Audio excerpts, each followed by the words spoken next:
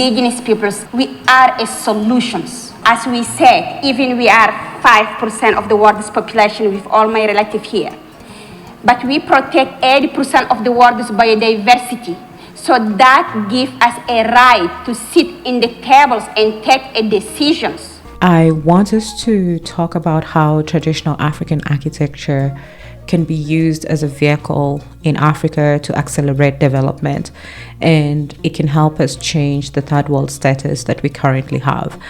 I know many of us are very excited about revamping or reviving traditional African architecture, and it really warms my heart, especially when I see the comments and the contributions. I just want to say thank you so much for continuing to support the work. As we dig deeper into today's topic, I want us to understand what is our current status as Africans. What is it that we're currently struggling with when it comes to development, and how can we use architecture, especially traditional African architecture, to steer development? The way I see it right now is that we have two realities. We have the urban areas, where this idea of modernity has really permeated in that area, and then we have the rural areas where we still have our African traditional villages where we still keep a lot of our traditions. I personally believe the rural areas is where a lot of our answers lie. And this is where we can utilize African traditional architecture to steer development within the African continent. But I'll come to that much later. Let me first dig deeper into the urban areas and explain why we currently have a problem here. The urban areas, we have two realities. We have this nice glamorous look. When you see the pictures, something like this, you feel like, oh my God, I'm part of the rest of the world. We also have a very hard reality, and that hard reality is that we have slums. This is a part of my country. Real life people are living like this, survival mode. And I did a video last week about how westernization has failed Africans, and we are constantly on survival mode. A lot of us are living like this in the urban areas. I got some data from the African Development Bank that painted a realistic picture of the urban areas. North Africa has the highest proportion of people living in the urban areas, and that is said to be 47.8% compared to 32.8% of the people living in urban areas in sub-Saharan Africa. The twist to this whole story is the fact that 32.8%, we are said to have the highest proportion of slum dwellers, up to 65%. It says here, as most of the immigrants from rural areas are uneducated and unskilled, they end up in informal sectors, which accounts for 93% of all new jobs and 61% of urban employment in Africa. It really disturbs my brain and my peace every time I hear somebody in the urban area say, whoever comes from the village, because they just don't have a quote-unquote formal education system, then automatically they are uneducated and unskilled.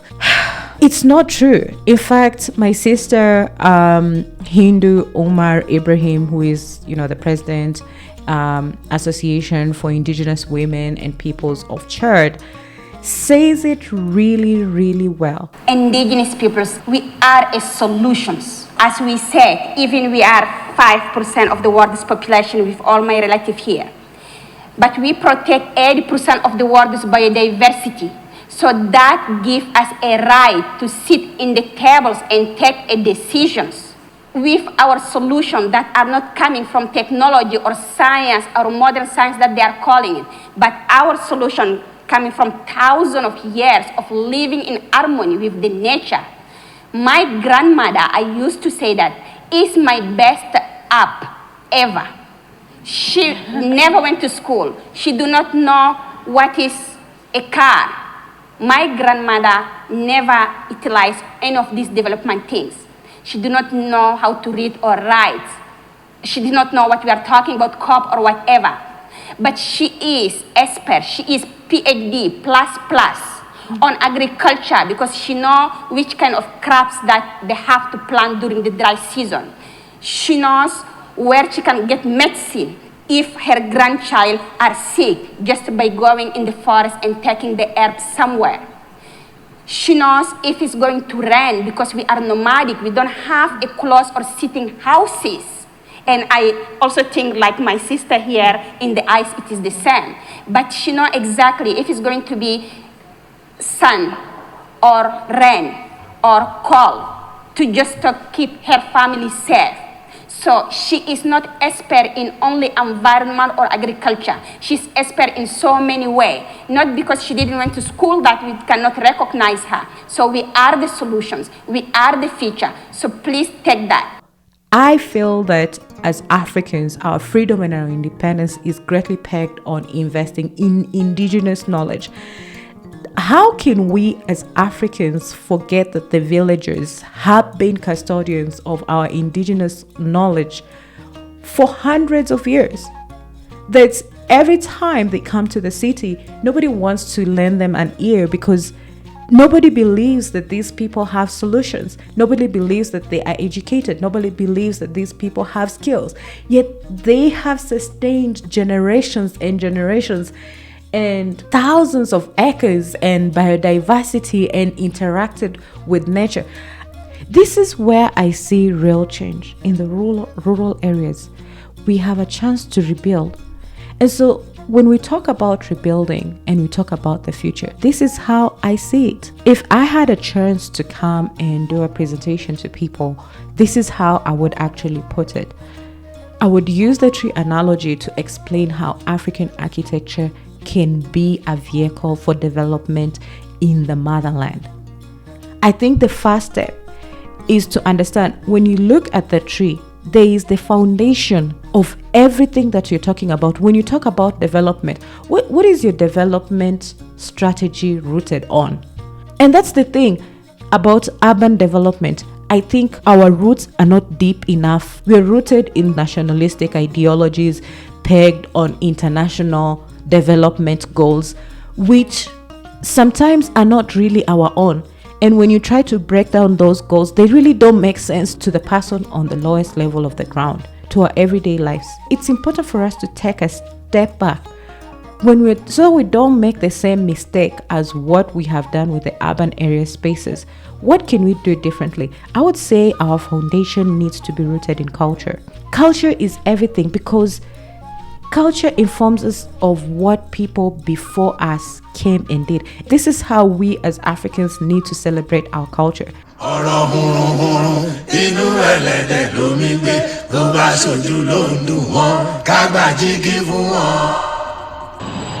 Starting out as a small gathering of less than 100 people over a century ago, where people paid homage on an annual basis to the Oba, the traditional ruler of the Ijebu kingdom, it has now transformed to a glamorous gathering to celebrate the rich cultural heritage of the Yoruba people.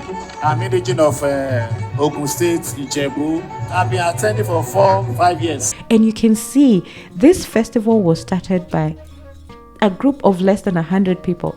And over 100 years, it has grown so big and it has attracted so many people, and it's such a beauty to see. And Need did a really beautiful job documenting the Ojude Oba festival, because this is how we as Africans need to celebrate our culture. So once we figure out the foundation, it's important then when you look at the tree and the way it grows, the stem comes up next. We the people, we the African people, the motherland people, we are the stems because we are the custodians of our culture.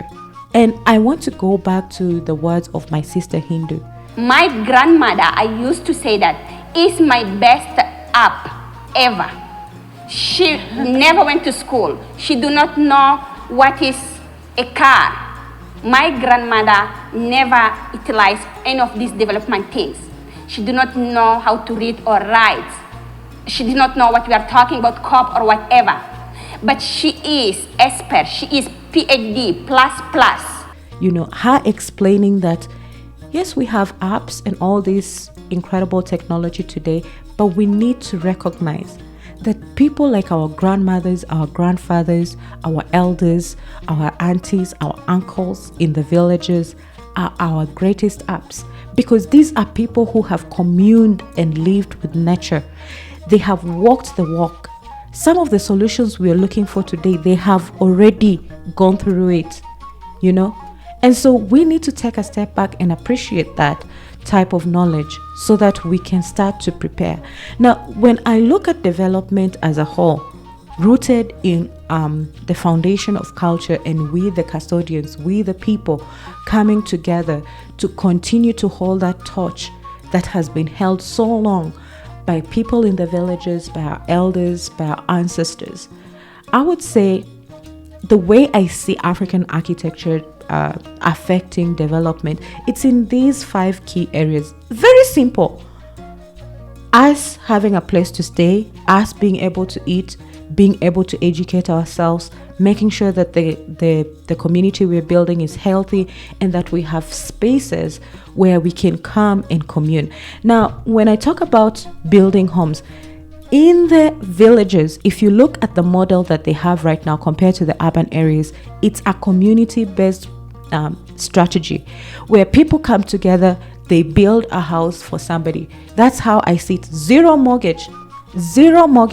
Natural resources are there. You can use mud. All you have to do is revive the ancient skills that our ancestors had and improve on those skills. So if you're going to adapt it to today's environment, then what would you do differently? If we spend enough time, we can rebuild. Zero mortgages. Use the ancestral land that we have right now. I know we are battling with land issues, but once we start to do this development, it's going to make it harder for people to come and grab from us. Because we are now starting to put our footprint in these areas. They are not just vacant lands. I hear a lot of foreigners, sometimes they just come and they're like, these stupid Africans, they have all these resources. They're not doing anything with them. Now let's do something with them then. Let's prove them wrong. But it's not necessarily just about proving them wrong. It's about building the future that we want. Wouldn't you like for you to live in a village where it is really beautiful, eco-friendly buildings? You have all built houses for one person. You move to the next community, you build for another person. In the long run, as you do that, you're not just creating an eco-friendly village, you're creating spaces that tell stories about yourself. You're creating skills and continuing to build these skills that are eventually going to attract income. Because some other people who have a little bit of money are going to say, hey, I want something like that, but I want it in this type of design, maybe in a much grander stature, And this is what I'm talking about. So when you have a place to put your head, it's important that we also educate our people. Now, we need to bring back the respect and the honor in indigenous learning, in indigenous education, indigenous wisdom. And we need to create spaces for that. Should we need to create a space just for people to learn traditional music? Let's do it. Create spaces for people to learn the traditional language. Let's do it. We need to take time to also think through the comprehensive traditional learning curriculum. In the olden days, in my village and with my people, my aunties and my uncles would be the educators, right? And the elders as well. And so you were taught everything in life. You were taught how to be self-sustainable in terms of growing food, in terms of marriage and family, in terms of respecting elders, in terms of understanding life within you and without. How can you live with the life around you? How can you live with the environment around you? What happens, what are our belief systems when it comes to life after death? All these things. Let's sit down. Let's create something simple that tells a story about how we used to learn. And then let's start to build on that. I personally started to write children's books. So I went and sat down with my cousin and I wrote a book where children can count from 1 to 100 in my traditional language. And we can do simple things like that. It doesn't have to be something grand. Let's start simple and small, but let's be consistent and passionate about what we are doing. Because education is everything. We need to be able to pass down that knowledge from one generation to another and bring back honor in helping people to understand that the indigenous people have what it takes to solve the world's problems. The other thing that I want to talk about is food. So sustenance, in food is absolutely important. I've seen videos circulating around of Bill Gates saying that he wants to bring GMO. To us, food is not just food for the sake of eating. Food is medicine, and having good organic food, natural, growing from the ground without chemicals, is something we should fight for. Because if you look at the rate of cancer right now in Africa, it's really heartbreaking. And we never used to battle with things like this. We need to protect our indigenous foods, but also we need to create spaces where we come and we commune with each other and we exchange those foods. This is a market, and these are traditional granaries that have been built. Why aren't we doing this today? Wouldn't this be brilliant if we can bring back things like these? Build spaces where we can come. Someone doesn't necessarily have to buy from you with cash. What we used to do, people used to exchange food. You have vegetables, I have grains, and we exchange. We can bring back that system because people in the villages don't have a lot of money, but they have resources in other ways, and we can make it happen. The other thing I wanted to ask is when it comes to healthcare. Healthcare right now, you need insurance. If you're living within $1 or under $1 a day, you don't even have food to eat, where are you going to get the money to buy insurance? Thank God in where I come from in Kenya, the government has done a good job of making sure that we have government hospitals that are heavily subsidized. Some of the healthcare facilities provide medical care for literally close to no money. Say for instance, if you are to give birth, they would support that. I love that. I'm not going to bash everything about urban area spaces. I appreciate that, but there's a way we can also say in the villages we have traditional medicine, and we need to stop making people in the villages feel like they're stupid and foolish because we went ahead and invested in urban area spaces. They need to have a space as well to express themselves. If we created a space like this, my question is, this is a traditional healing space. All these are herbs that people have. These are aunties and uncles waiting to help. Would you go? Would you appreciate this?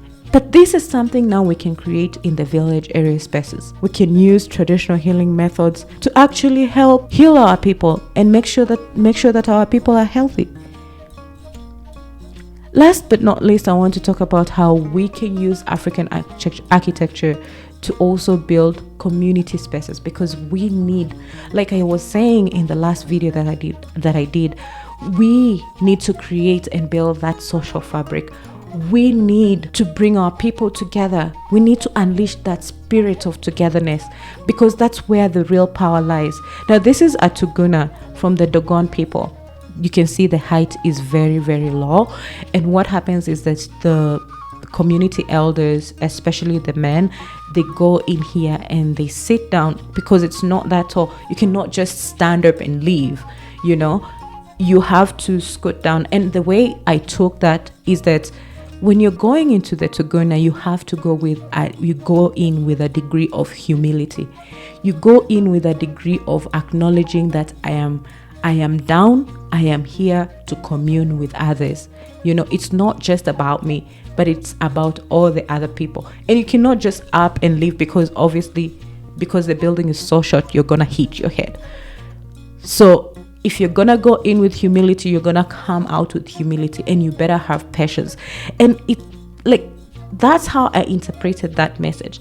And I felt like the Atuguna is such a powerful, incredible building within the center of the community of the Dogon people. And I thought this concept is absolutely brilliant, because then you can sit here for hours and resolve cases. You can talk about the future. You can strategize, and it's beautiful. This is what we need for us to bring our people together. So tell me, guys, do you feel ready? Do you feel ready to protect the future? Do you feel ready to rebuild? I know many of us have been talking about, I'm going to build a mud house. I'm going to do this. I'm going to do that. I love the passion that I'm seeing on the comment section. But can we peg that on our communities? Can we start to go and do that in our villages? Can we start to rebuild the rural areas, the quote-unquote rural areas? So for me, I take it's a derogatory term to say that the people who are living in these areas are not developed, which is not necessarily the case, or they are not educated, or they're not skilled, which is not necessarily the case. So we need to take this word called rural and breathe new life into it and change the narrative. So tell me, guys, what do you think? Do you feel like this can be a real solution in terms of us lifting our people? Leave a comment in the comment section.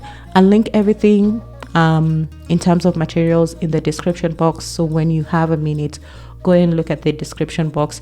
If you need any information, any link or anything, go and look on there. It's going to be there. If not, email me.